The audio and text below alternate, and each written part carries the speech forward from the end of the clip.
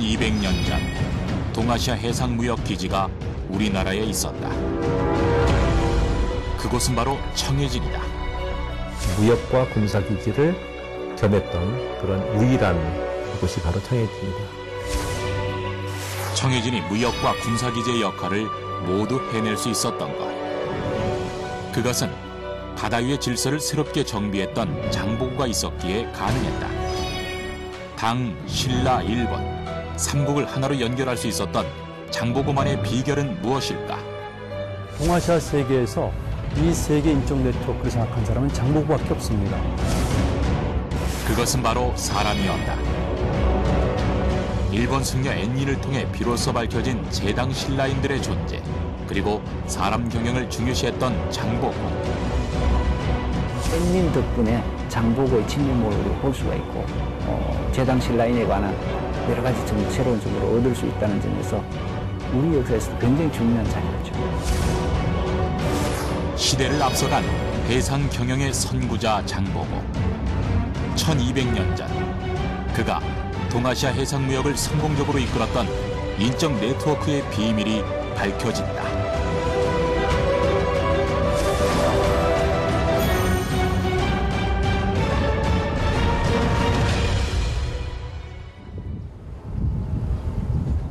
한반도의 남쪽 끄트머리에 위치한 섬 완도.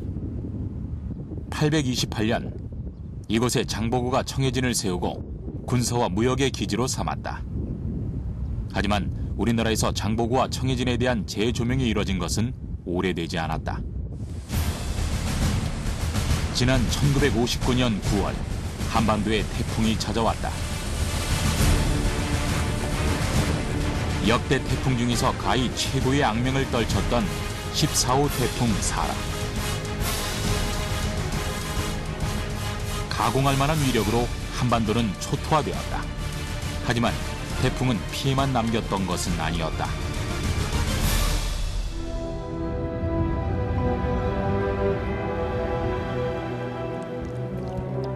장도 갯벌에 묻혀있던 목책이 드러나면서 비로소 청해진과 장보고에 대한 관심도 수면 위로 떠올랐던 것이다.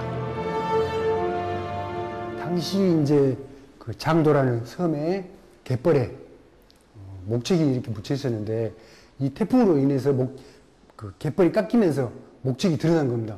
그래서 이 섬에 뭔가가 있다. 그래서 그 학술 조사를 하고 당시 마을 주민들의 밭으로 사용되고 있었던 장도. 학술 조사와 함께 사적지 308호로 지정이 되면서 유물 발굴 작업도 함께 이루어졌다. 그 결과는 놀라웠다. 3만여 점의 유물과 함께 청해진의 터였음을 알려주는 흔적들이 발견된 것이다.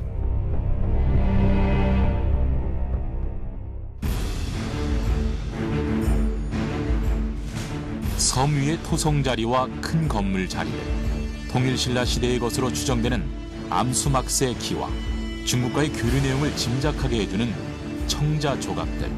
이 모든 것들은 과거 이곳이 어디였는지를 추측하기에 충분한 자료들이었다. 10년 동안 이것을 이제 발굴하면서 여기가 청해진의 본부였다는 것을 그렇게 알 수 있었습니다. 군사와 무역 기지로 알고 있던 청해진과 이를 지휘한 장보고를 다시 기억해야 하는 이유는 무엇일까? 미국의 동양학자이고 일본 승려 앤린의 일기를 번역한 라이 샤워는 장보고를 해양 상업 제국의 위대한 무역왕이라 표현하며 당시 동아시아 질서를 가장 잘 파악한 국제적인 감각의 소유자였다고 평가했다. 시대 상황을 잘 간파했던 인물이거든요. 그 당시 시대는 변하고 있었습니다. 그 이전까지는 이를테면 동아시아 지역에서는 전쟁과 갈등의 시대에 있었는데 장보고 시대에 들어오게 되면은 이제는 평화의 시대가 되고 무역의 시대가 되고 문화의 교류 시대가 됐습니다. 이런 시대 상황을 가장 잘 포착한 사람이 장보고입니다. 라이 샤워를 비롯하여 중국과 일본에서 더 높은 평가를 받고 있는 인물 장보고. 그는 해적을 통제하고 해양 질서를 세우면서 동시에 동아시아 국제 해상 무역을 주름잡았던 인물이었다. 하지만 21세기를 살아가는 우리가 이 시점에서 장보고와 청해진을 재조명해야 하는 이유는 따로 있다. 시대를 앞선 경영과 무역의 리더, 장보고를 통해 우리는 무엇을 읽어내야 할까?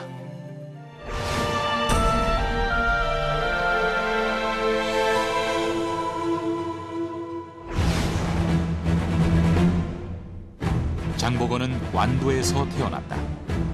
활을 잘 쏜다고 하여 궁파, 궁복이라고 불렸던 것으로 알려져 있다. 기골이 장대하고 무술에 능했지만 당시 엄격한 신문제도였던 굴품제의 장벽에 막혀 관직에 오를 수가 없었다. 그래서 장보고는 고향 후배였던 정년과 함께 당으로 건너가 출세의 꿈을 펼치게 된다. 이것은 중국의 시인이었던 두목의 시문집인 번천문집에서 확인할 수 있다. 기록에 따르면 장보고와 정년은 당에서 능력을 인정받았고 특히 장보고는 높은 지위까지 오르게 된다. 이를 통해 장보고는 신라에서 얻을 수 없었던 부와 명예를 모두 손에 쥐게 된다.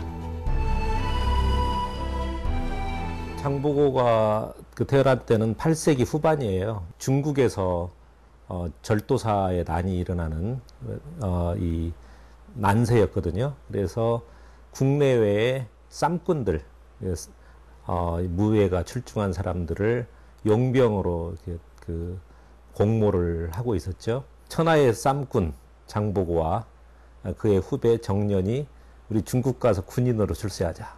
그래가지고 이제 중국으로 건너가는 것이죠. 그래서 중국에 건너가서 그야말로 큰 공을 세웁니다. 큰 공을 세워서 중국의 무령군이라고 하는 군단의 소장의 지위까지 올라요.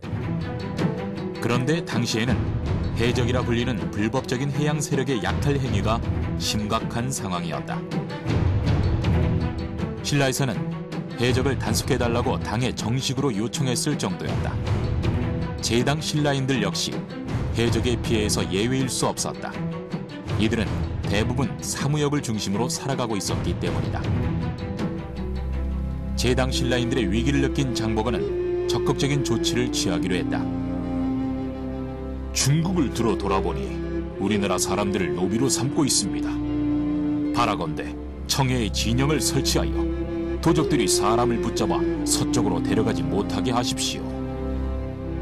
왜 청해진이냐? 청해라고 하는 말은 뭐냐면 바다를 청소한다는 뜻이에요. 바다의 쓰레기, 해적을 소탕하면서 해전을 치르면서 무역을 해갔던 것이죠. 그런 의미에서 청해에 진을 붙이게 된 것입니다.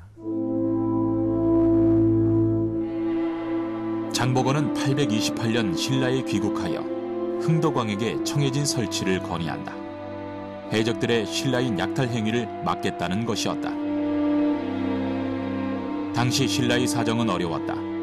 김원창의 난과 김범무의 난이 일어나고 국고는 고갈된 상태였다. 당에서 성공한 장보고의 경제력은 국고를 채워주기에 충분했다. 대신 내세운 조건이 바로 청해진이었다. 흥덕왕은 그 자리에서 흔쾌히 승낙하고 장보고에게 특별한 직함까지 내리게 된다. 장보고는 당나라에서 돈을 굉장히 많이 벌었지 않습니까? 그래서 이 국고를 보존해준다고 하고 그 대신 조건으로 완도를 중심으로 한 서남해 지역에 대한 관할권을 달라고 합니다.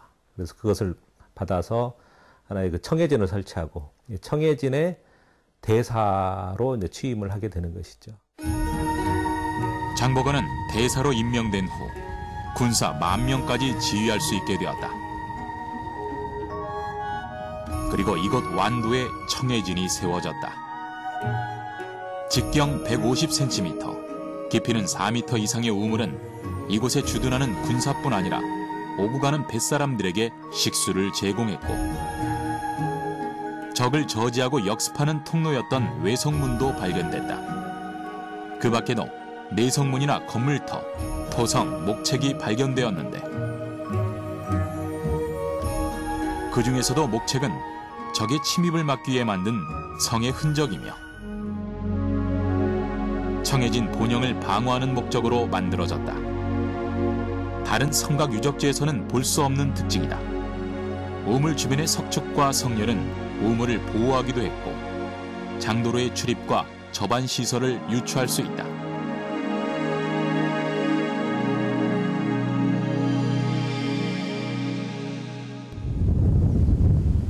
특히 장도의 청해진 본영을 방어하기에 설치된 토성은 성벽을 겹으로 둘러싸 출입구를 이중으로 보강하고 있었다. 토성의 특징으로 18겹의 판축 기법을 이용했던 것이 밝혀졌는데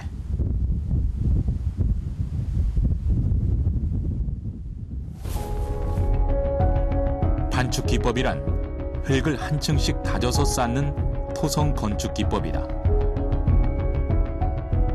장도 토성의 경우 돌을 폭 5m 내지는 6m의 간격을 두고 평행으로 배열한 다음 그 안쪽을 흙으로 다져 단단하게 쌓아 올렸다.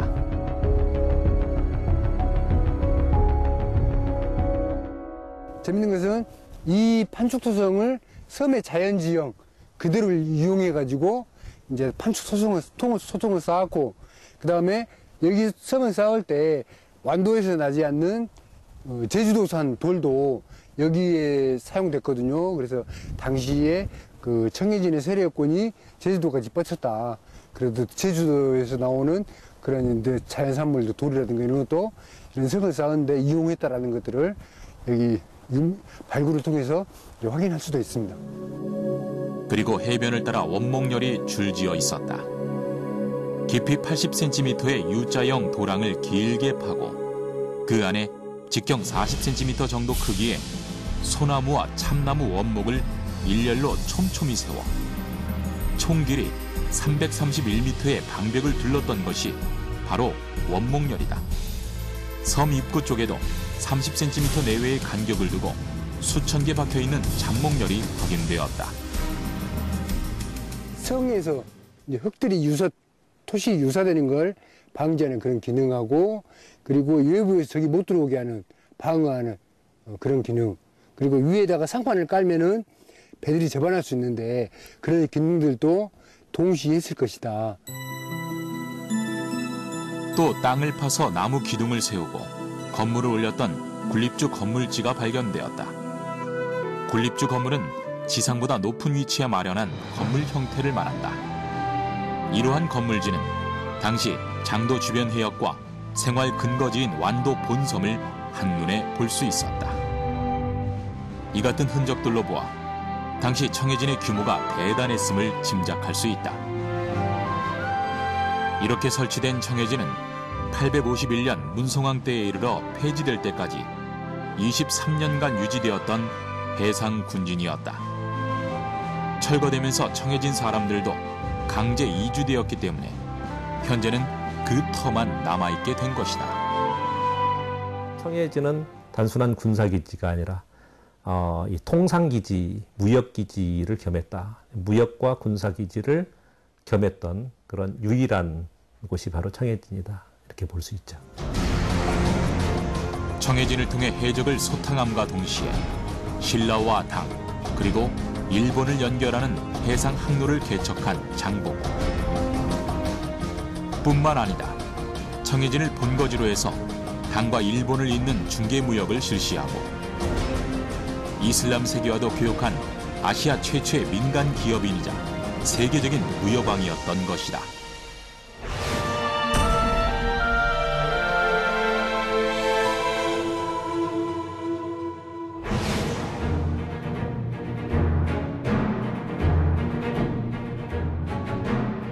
그렇다면 장보고는 단순히 청해진만으로 무역에 성공할 수 있었을까? 장보고 성공 비결의 가장 중요한 것은 다름 아닌 사람이었다. 당에 건너가 지낼 당시 쌓아두었던 인맥은 청해진에서 비로소 빛을 발하게 된 것이다. 이것은 이후 장보고식의 무역 경영에 큰 도움을 주었다. 장보고가 당나라에 가서 이제 크게 성공을 했기 때문에 그의 어떤 인적 기반이라고 한다면 가장 먼저 제당 신라인들을 들 수 있겠죠. 또 하나는 이제 일본의 제1신라인, 일본에도 이제 신라인들이 있는데 그들, 그리고 일본의 이제 중앙 지방 관리들 통가동을 해서 청해진의 완도, 청해진에 있으면서도 동아시아의 어떤 해상무역을 좌지우지할 수 있었던 그런 위치에 있었다. 당에서 무령군 군중소장을 그만두었을 당시 장보고는 산둥반도 적산포에 적산 법화원을 세워 여러 활동을 하면서 제당 신라인 사회에 영향을 주었다. 제당 신라인은 일종의 제외 동포였다. 개방적이고 국제적이었던 나라 당. 그곳에 살고 있던 신라인들을 통칭하는 말이다. 경제적인 빈곤, 정치적인 망명, 강제적인 피랍 등 각기 다른 이유로 당에 건너가 살았던 신라인들은 산둥반도와 강해 지방에 모여 자신들만의 사회를 형성했던 것이다. 성곽 안에 모여 살고 있던 신라인들의 집단 거주지를 통칭하여 신라방이라고 하였고, 성곽 밖의 신라인들 거주지를 신라촌이라고 하였다. 그 밖에 신라인들의 자치적 행정기구를 신라소, 그리고 신라방에 세운 절을 신라원이라고 하였다. 왜 그 사람들이 주로 황해연안에 모여 살았느냐 하면은 우선 중국의 황해는 신라하고 가깝죠. 거리상으로 가깝기 때문에 아마 마음적으로 자기 고국과 가깝다는 그런 위안감, 그리고 또 바다라든지 특히 절강성이라든지 강소성 같으면은 운하가 이 거미줄처럼 이렇게 연결이 돼 있거든요. 그래서 그 운하를 통해서 아니면은 바다를 통해서 생업에 용이하기 때문에 주로 그게 많이 모여 살았습니다. 장보고는 법화원에서 제당 신라인과 함께 예부를 보고 정보도 교환하며 인맥을 다져나갔다. 법화원은 제당 신라인에게는 항해전 안전을 기도하는 곳이기도 했고 교민들의 사랑방 기능도 했던 곳이다. 그리고 완도의 법화사지. 이곳은 당시 해상을 통해 당으로 가는 구법승들의 휴식처가 되었으며 당에서 일본으로 파견되는 사절단의 영빈관 구실도 했다. 암막새, 수막새와 주름무늬병 등의 유물이 발견되면서 이곳의 흔적을 말해주고 있다. 특히 제당 신라인과 장보고의 이야기는 일본의 승려 앤닌에게서 확인된다. 앤닌은 약 10년간 당나라 전역을 다니며 자신의 행적을 메모해 두었는데 이후 그것을 여행기로 펴낸 것이 입당구법 순례행기다.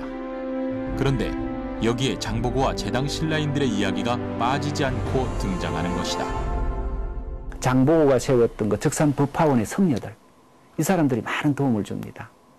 그러다 보니까 자연히 신라에 대한 애정이랄까, 또 신라에 대한 고마움, 이런 것 때문에 신라인을 만났다면 반드시 자기 그 일기 기록을 합니다.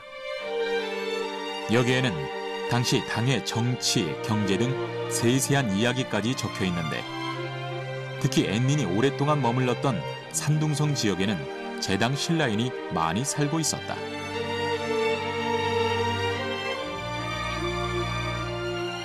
그래서 우리는 이 기록을 통해 제당 신라인의 존재는 물론 장보고와의 관계까지도 유추할 수 있게 되었다.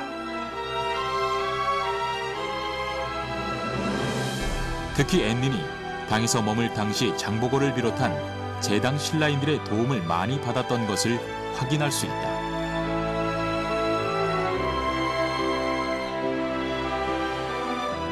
법화원을 처음 세운 사람이 장보고였다는 것부터 법화원과 청해진과의 관계, 장보고와 제당 신라인과의 관계까지도 기록되어 있는 것이다.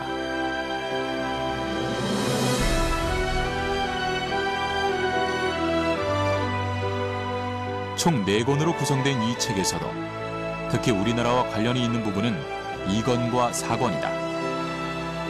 당, 신라, 일본, 삼국의 정치, 외교, 지리 등 다양한 분야의 연구에 귀중한 자료가 된다. 그 중에서도 장보고에 대한 연구에서 빼놓을 수 없는 사료가 된 것이다.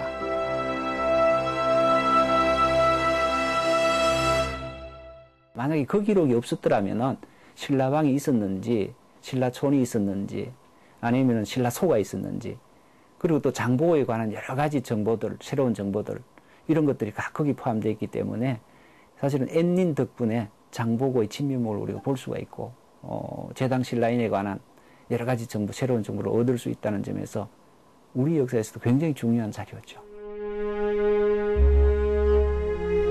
장보고는 이렇게 당에서 지내던 시절 제당 신라인들과 쌓은 인맥이 있었기에 이후 무역을 할 때 수월할 수 있었다.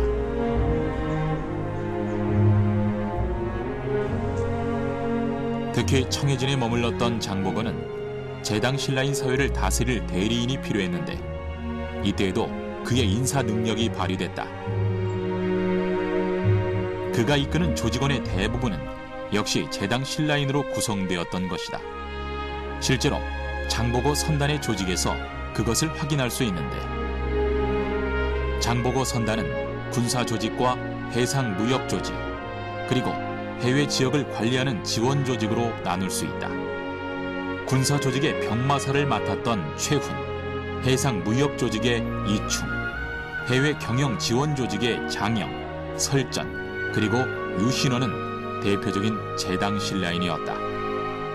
820년대가 되면은 이 당나라에서 군사를 점차 줄여나갑니다. 매년 8%씩 감군 정책을 실시를 해요.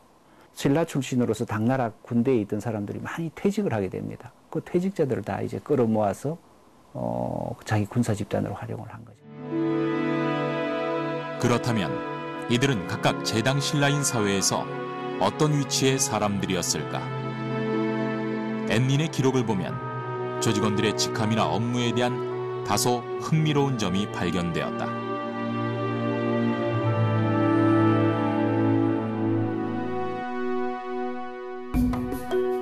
우선 제당 조직의 아바였던 장영. 아바는 신라소의 관직으로 군사 및 사무를 담당했던 직위였다. 장영은 앤닌이 당에 머물 당시 관청의 행정 업무, 거주지와 배편 알선 등 크고 작은 일에 도움을 주었다. 때문에 앤닌은 자신의 일기에도 장영에 대해 언급해 두었다. 장영에 대해 우리의 여행을 맡고 있는 장아바라고 표현할 만큼 장영의 도움을 많이 받았던 것으로 보인다.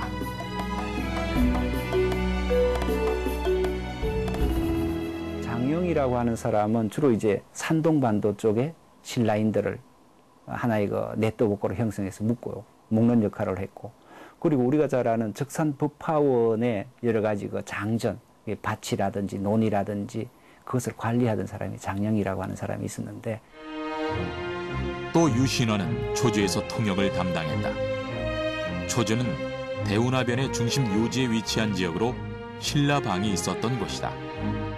앤닌은 신라방의 총괄은 설전이었는데 실질적인 일은 통역관인 유신원이 맡아 처리한 것으로 기록하였다. 유신원은 앤닌의 중국 여행에서 가장 중요한 도움을 준 인물이었던 것이다. 장영은 금주에서, 유신원은 초주에서 각각 축을 이루며 네트워크를 형성해가고 있었다. 그리고 그것은 장보고가 청해진 대사로 자리를 잡은 이후에도 계속되었다. 제당 신라인들은 이미 장보고가 해상무역을 하기 전부터 탄탄한 상업적 기술이라든지 아니면은 또 선박 기술이라든지 그런 걸 통해서 이미 그걸 시행을 하고 있었기 때문에 그것을 그대로 이어받은 장보고는 이런 사람들을 아주 효과적으로 활용을 해서 마침내 해상 왕국의 꿈을 이루었다라고 얘기를 할 수가 있습니다. 장보고는 당에서 쌓은 실력과 명성을 바탕으로 제당 신라인 사회를 장악하고 있었다. 나아가 제당 신라인 사회를 결집하여 서남해안 지방의 해상 세력을 규합하고 관리한 것이야말로 장보고가 당대 최고의 국제 해상 무역가로 거듭날 수 있었던 비결이었던 것이다. 이들에게서 장보고가 도움을 받은 것이 몇 가지가 있는데요. 이들은 그 지역의 상권과 함께 수로망을 장악하고 그 다음에 무역에 관한 많은 정보와 함께 무역의 실질적인 망 역할을 한다는 것입니다.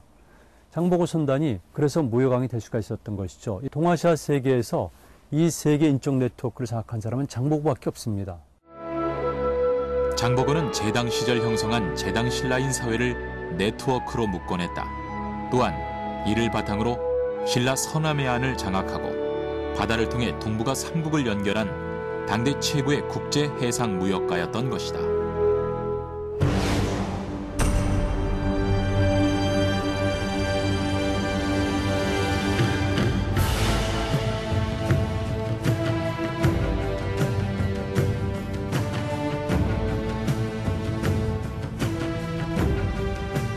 장보고 해상 무역의 성공 비결. 제당 신라인 네트워크 외에도 3가지가 더 있다.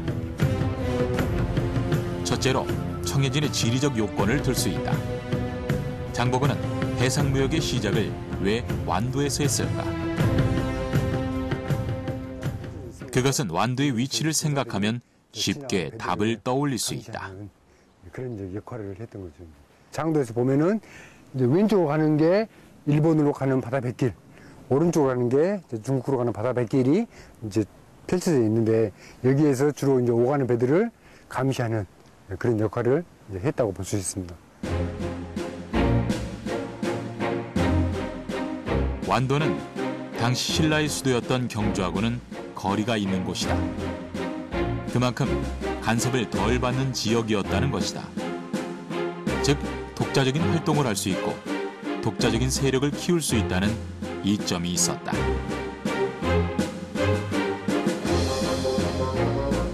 그리고 완도는 동북아 삼국을 연결하는 바다의 중심점에 위치하고 있다.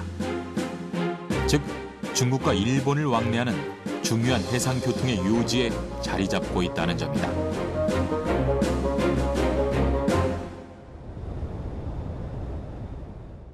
그리고 마지막으로 완도는 장보고의 고향이었다.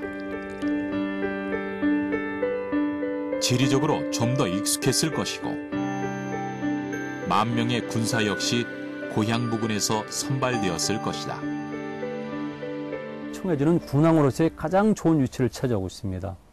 예를 들게 되면은 현재 조그만 섬 장도, 전체가 있는 완도, 그 주변에 보길도라든가 노하도라든가 이런 여러 섬들이 있기 때문에 마치 꼭 계란처럼 모든 곳에 둘러싸였기 때문에 하나 자체가 왕국이 되는 겁니다. 여기만 딱 잡고 있으면은 그 당시에 그 연안을 이용하는 바다 뱃길을 통제할 수 있는, 그래서 교통의 요충지, 어떻게 보면 군사적인 그런 핵심 지역이었기 때문에 장보고가 완도에다가 청해진을 설치하지 않았을까. 장보고 해상무역의 성공 비결 2번째는 항해술과 조선술이다. 장보고의 가장 큰 자산이었던 신라인들이 뛰어난 조선술과 항해술을 발휘하지 못했다면 장보고의 성공도 한계를 가졌을 것이라는 분석이다. 당시의 역사서인 속일본 후기에는 신라의 배를 칭송하는 내용이 다수 발견되고 있다. 특히 2번째 기록은 일본 원래의 조공선이 미덥지 못해 초주에서 신라배 9척을 임대했다는 것을 말하고 있는데 당시 신라인들의 조선술이 빼어났음을 보여주는 대목이다.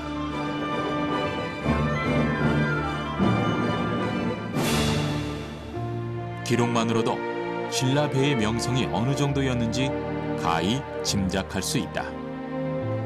장보고의 무역선에 대해 정확한 기록은 없지만 여러 가지 시대적인 상황으로 미루어 볼 때 3가지 특징에 맞춰 복원할 수 있었다. 신라 배의 특징이라고 한다면 첨저형, 복원력, 그리고 수밀 격벽을 들 수 있다. 그리고 여기에 신라인들의 독보적인 항해 지식이 더해졌다. 1200년 전에 배가 만들어졌지만은 당시에 우리 조상들의 지혜라든지 항법이라든지 이런 걸 보면은요, 대단한 걸 느껴집니다. 한반도 서남해안 지역은 세계에서도 가장 조류가 복잡한 지역 중에 하나. 그래서 배의 3가지 특징은 이 지역을 운항하기에 적합했다. 첨저형이라는 것은 배 밑이 뾰족하게 생긴 것인데 거센 파도와 바람을 감당하기에 유리했던 것으로 보인다. 복원역이란 배가 기울어지려고 할 때 다시 평행 상태로 돌아갈 수 있는 힘을 말한다. 신라 배는 이 복원력이 좋았다는 것이다. 그리고 마지막 특징은 수밀격벽이다. 수밀격벽이라는 게 지금 여기 막아져 있는 거거든요. 어느 한 칸이 터지더라도 다른 칸으로 물이 안 갑니다. 그 칸만 물이 차니까. 그러면은 그 안에 수위 높이는 배가 가라앉아 있는 높이만큼밖에 안 와요. 더 이상 안 차오릅니다. 신라 배의 특징으로 미루어 장보고 선단 역시 이와 흡사한 배를 이용했을 것으로 추정하는 것이다. 하지만 조선술보다 더욱 중요했던 것은 항해술이었다. 우리나라에는 계절풍이라는 것이 있었다. 늦봄부터 초여름까지 부는 계절풍을 이용하거나 늦가을부터 초겨울 사이에 서풍바람을 이용하면 비교적 안정적으로 항해를 할 수가 있었다.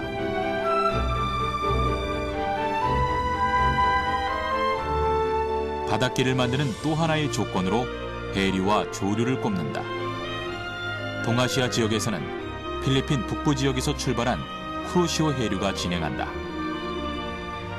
그 중에서 황해로 북상했다가 다시 내려오는 해류가 있는데 이것을 이용하면 중국 남쪽 지방에서 한반도 남부라든가 일본 열도로 가는 항로를 활용할 수 있다.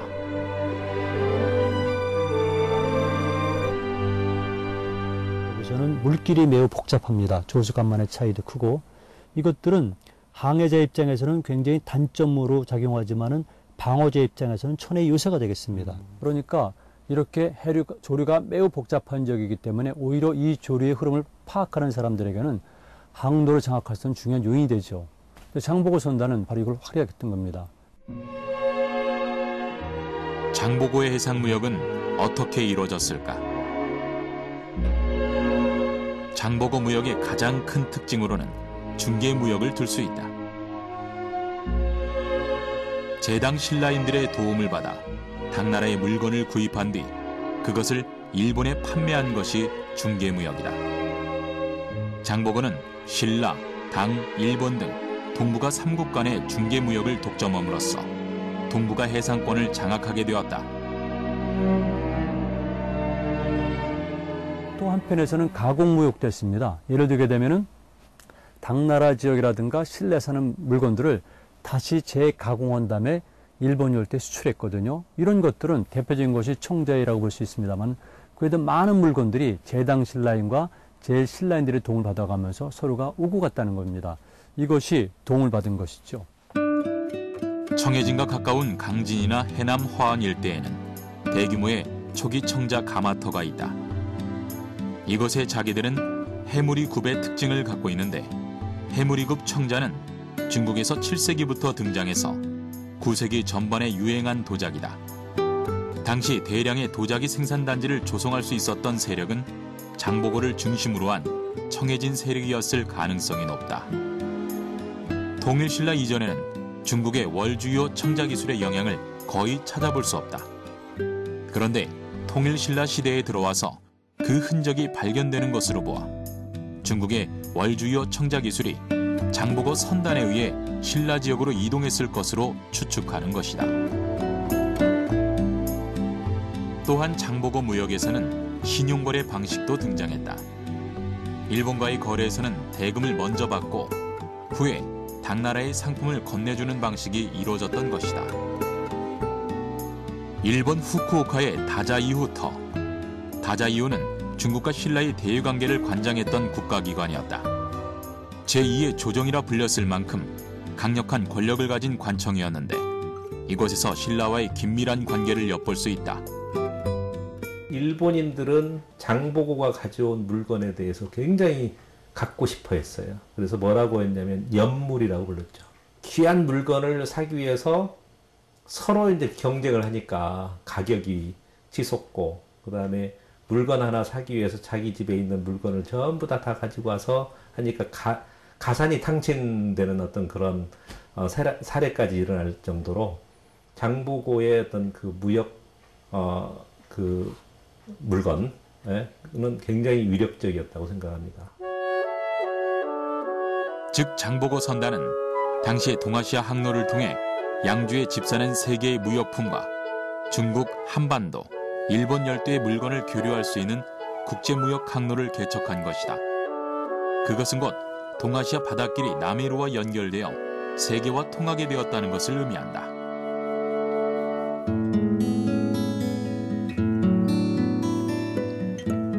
남해로는 고대부터 근대에 이르기까지 지중해에서 홍해를 지나 인도양, 서태평양에 이르는 바닷길을 말한다.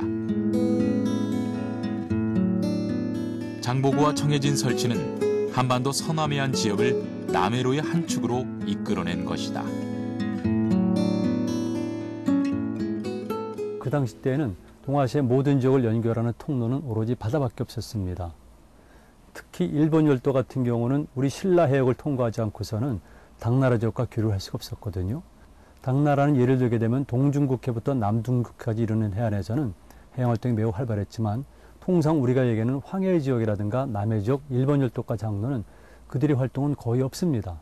그러니까 이런 과정 속에서 동아시아 특별한 상황 속에서 장보고는 바로 그 해상왕이 될 수가 있었던 것이죠.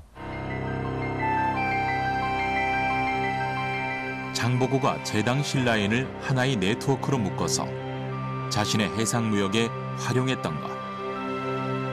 그것은 조금 변형된 모습으로 이어지고 있다.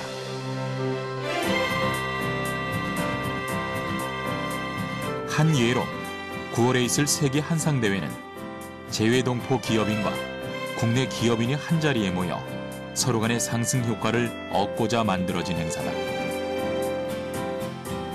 전 세계 한인동포 출신의 기업인들이 함께 한민족 경제인 네트워크를 구축하는 것이 목적인데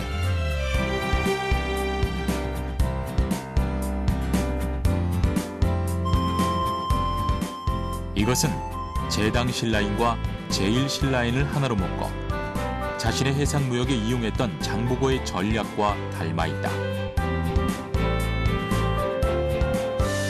장보고를 어떻게 활용할 건가라고 하는 그런 관점에서 연구를 하다 보니까 장보고가 성공적으로 해상무역을 할 수 있었던 비결 중에 하나가 바로 동포들을 하나로 묶어서 활용하는 것이다.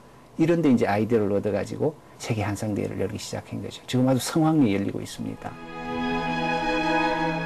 장보고가 해상무역을 어떻게 성공시켰고 그것을 오늘날의 해상무역에 적용시키는 일.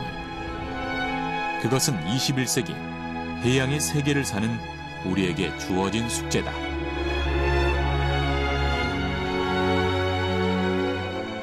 (21세기는) 해양의 세계입니다.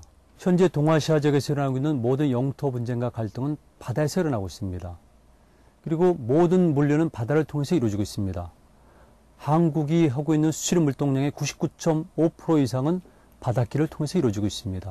그렇기 때문에 해양은 우리에게 절대절명의 요소라고 볼 수가 있습니다. 우리 역사에서 해양 활동을 통해서 동아시아의 어떤 해상무역을 석권했던 장보고에 대해서 재발견하고 그를 그 연구를 심화시켜 나간다라고 하는 것은 21세기 해양의 시대에 가장 적합한 그런 방향이 아니겠는가 그렇게 생각합니다.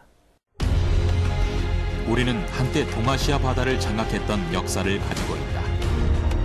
시대를 읽을 줄 알고 인적 네트워크를 최대한 활용했던 것. 이것은 역사가 우리에게 남겨준 선물과도 같다. 21세기는 해양의 시대이다. 한국은 물론 중국과 일본이 세계 경제 중심지로 발돋움하면서 동북아시아는 이제 세계 역사와 문명의 중심지로 떠오르고 있다. 이러한 시대 상황 속에서 우리는 그 어느 때보다도 1200년 전 동아시아 바다를 호령했던 장보고의 해안이 필요하다.